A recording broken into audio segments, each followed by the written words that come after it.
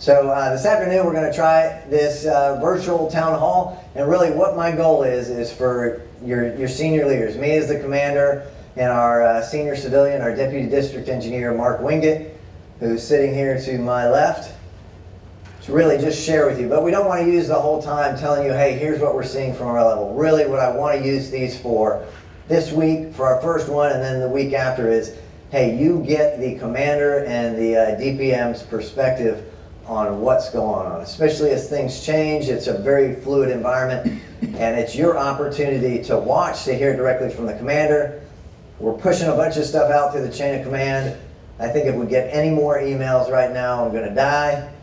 But we want to give you direct access to the commander. And so these live feeds where you can ask and text questions in, you can't see it, but I've got this all posted up on the screen to my right, and we'll see your comments. So please, this is intended as much for you to be able to ask Mark and I questions as it is for us to pass along information. But we did want to take a few minutes up front just to share with what we're seeing. One of the things I want to start with is just for perspective. You know, I always like to say just an attitude of gratitude and saying thank you. And despite all the challenges that we've seen over the last 6 weeks, it really is incredible. Louisiana was number 5 for of all 50 states for the number of cases, confirmed COVID-19 cases. We were right up there in deaths per capita. So all that to say, not to throw statistics at you, but if you look at us, New Orleans was a hot spot. The state was a hot spot, but New Orleans had the fastest growing COVID-19 case growth in the United States, and at one point in the world. We have 1,100 employees working, about 800 or so work right here in the district office. We have no confirmed COVID-19 cases right now. We've had one that was hospitalized. He's out of the hospital and he's been recovering for over a week now. Right now, so hot spot of the United States, and we only have 2 PUIs. It's persons under investigation, which to me is just the smile of Providence on the district, and it's a testament to all you've done for the social distancing and really abiding by all the federal, state, and local guidelines. So a big thank you to you guys for everything you've done to really facilitate the safety and the protection of yourself and each other.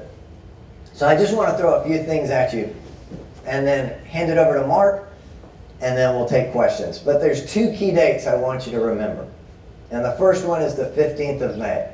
The 15th of May is our goalpost. That's where we are now pushing towards. It was the 30th of April, and then for the state of Louisiana, for the stay-at-home order, and then the Mayor Cantrell, Mayor of New Orleans, said, hey, she's going to keep the city of New Orleans till the 15th, and then the governor this past week on Friday just extended the state till the 15th. So we are moving towards the 15th.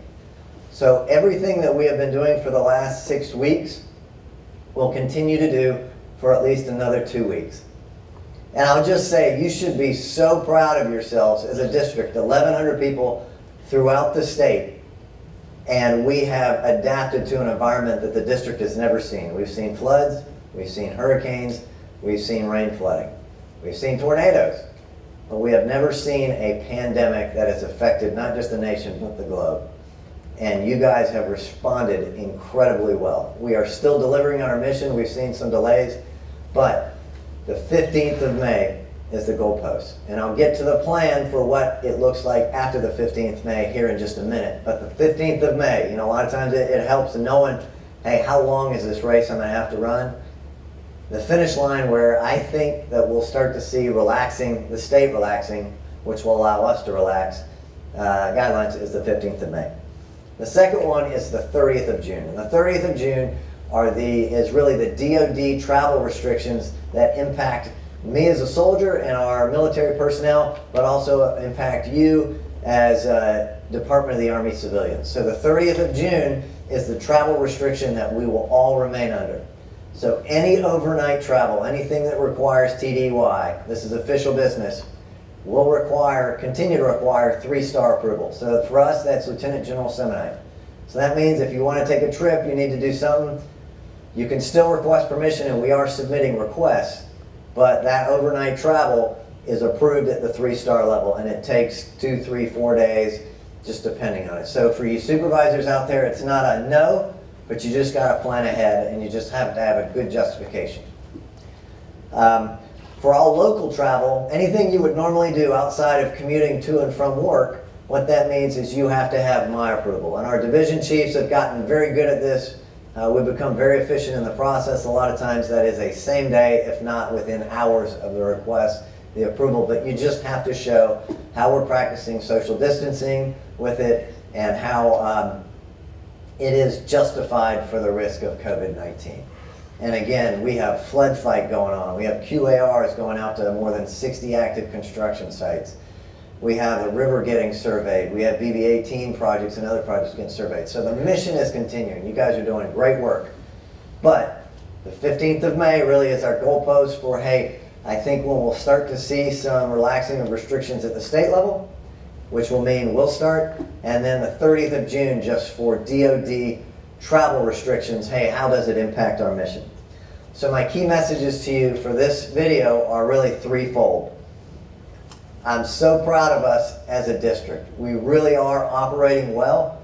I think if I would have asked you, I think if I would have asked Mark, any leader in the room, anybody, if I would have told you on March the 10th, hey, in a week from now, we'll be at almost 100% telework.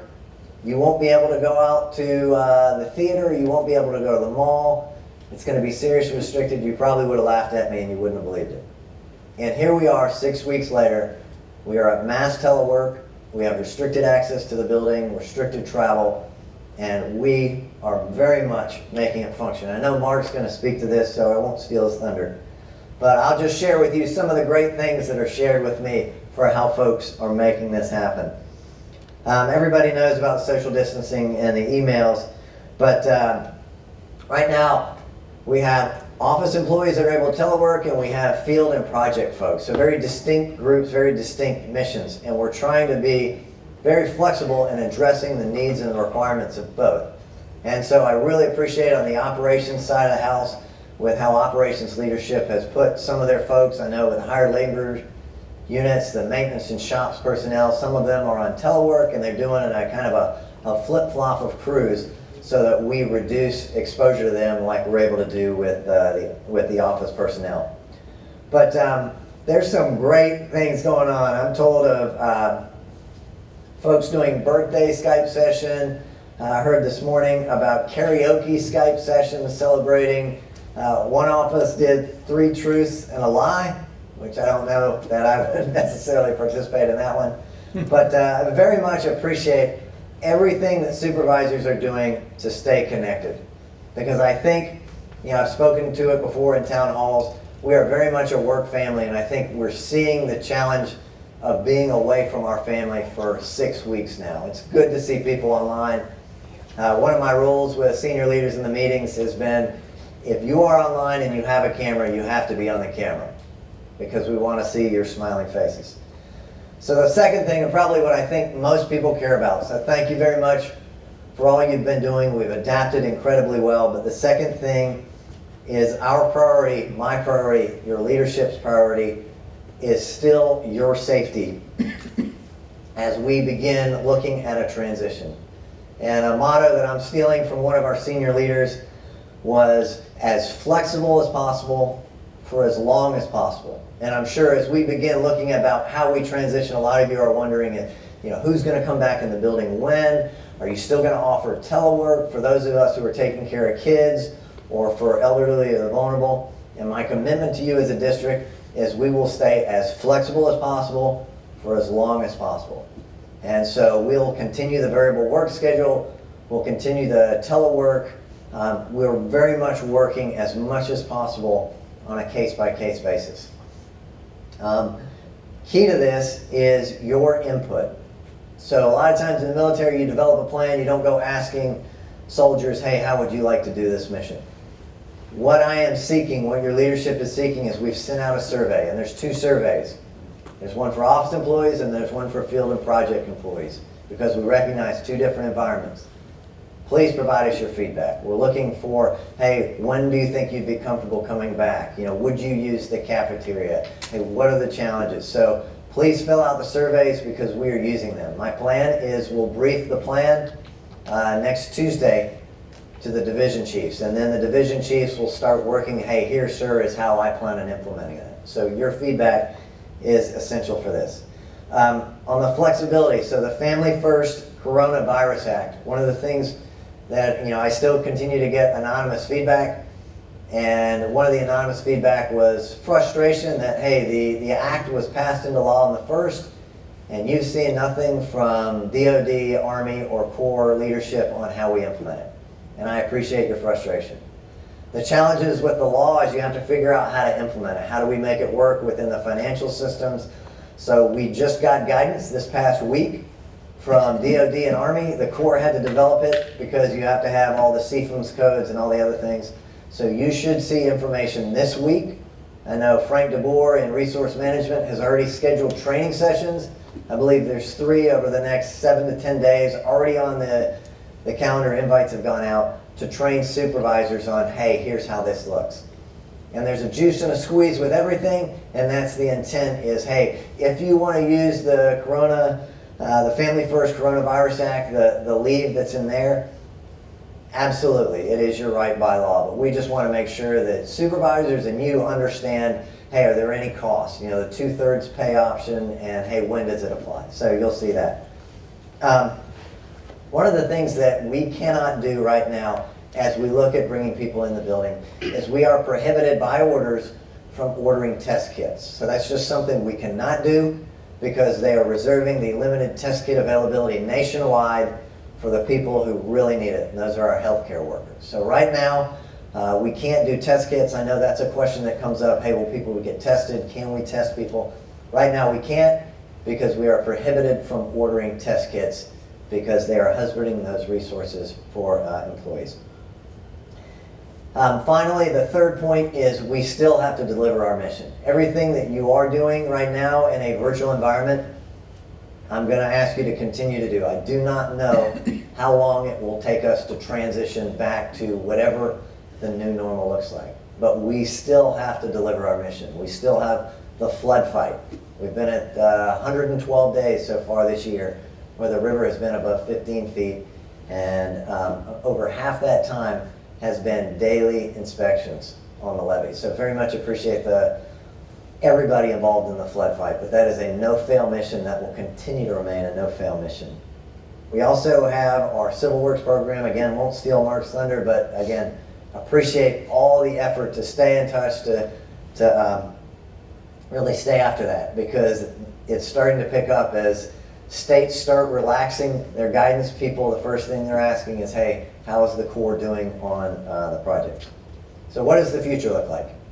So right now, I directed Colonel Sears to develop a planning team. That planning team has been meeting for the last week and a half to develop a plan. I don't have the plan yet. Again, it's going to be briefed next Tuesday, but what I can tell you this, it is going to be a conditions-based, phased approach. If the governor says, hey, on the 15th of April, we're lifting all restrictions, which again, I don't think he will. I think he will phase it back in. We will not. We will still phase back in because, again, employee safety is my biggest concern. So those phases will consider everything from social distancing to protecting our vulnerable population to making sure that we're continuing to take care of our employees that are having to take care of children because of schools that are out. But as soon as we have that plan will be pushed out through the division chiefs to you guys. And I'll end on this.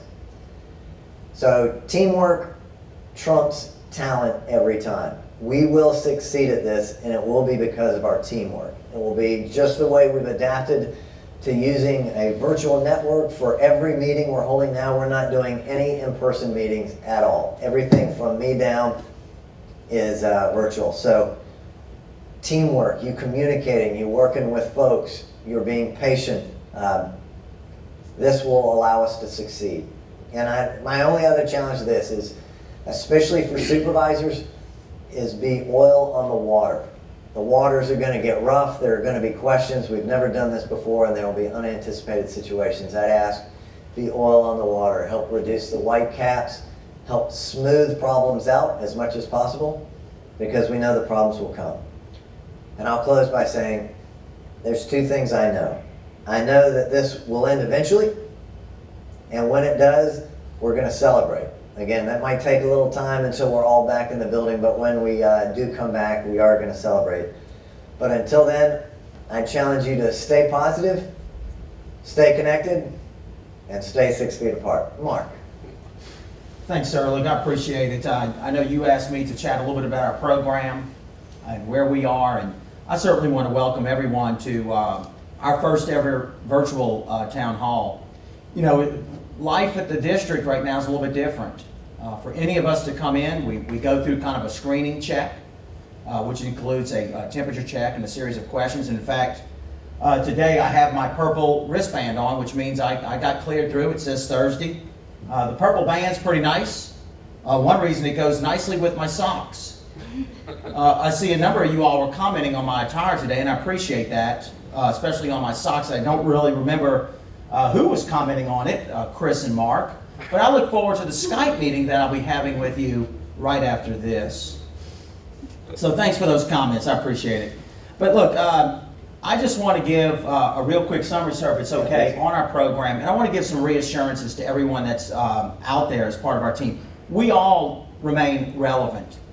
We have a large mission still to execute. And trust me, the expectations are just as high today as they were prior to the COVID event. Even though each of you are working off-site, you are more relevant than ever to deliver this mission. And so certainly we have to capture and capitalize on your skills, your talents, your abilities to deliver that program. And you know what? We're doing just that.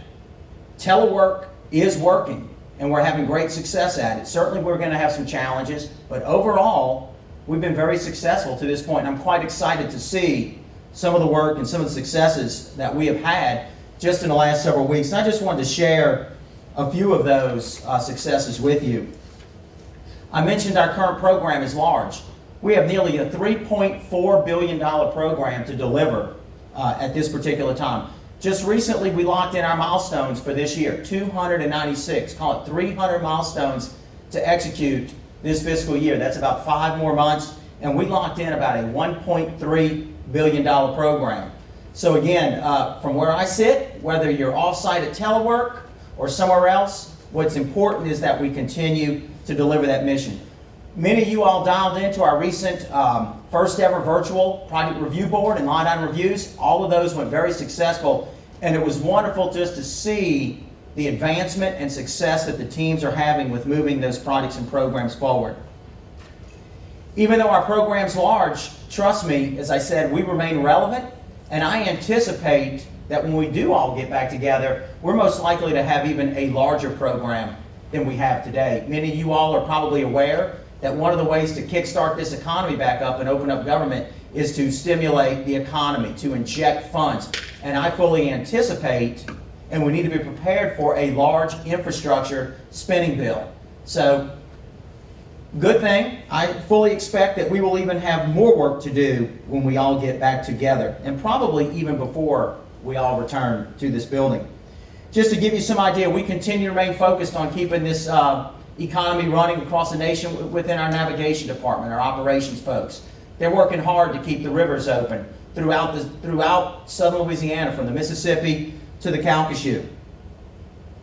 We continue to focus on our locks and our structures. In fact, just recently we conducted a dive inspection at the Algiers Canal. So work continues regardless of the obstacles that have been put in front of us, including inspections at the IH&C lock on the Gulf Intracoastal Waterway. Shifting gears a little bit, we've had a lot of success lately on conducting studies. Our BB18 studies, we've recently conducted a number of virtual meetings, very successfully, our agency decision milestone meetings. So, in addition to the studies that are moving forward, we have strategic deliverables. The Morganza to the Gulf and the West Shore Lake Pontchartrain continue. Morganza, we're continuing design on the Humboldt Canal project and working with Walla Walla. The West Shore project, we're implementing unique borrow measures as well as ways to mitigate for that very important project.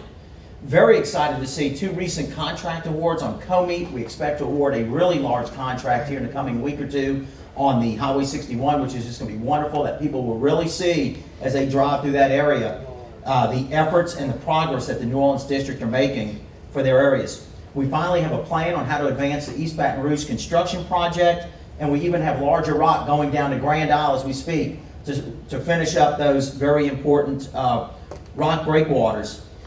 And our most favorite project here is I expect probably by late summer to award a construction contract to start building the flood wall out here in the out here in our parking lot. So to the team there, if you're with me right now, I know you look forward to seeing that construction going.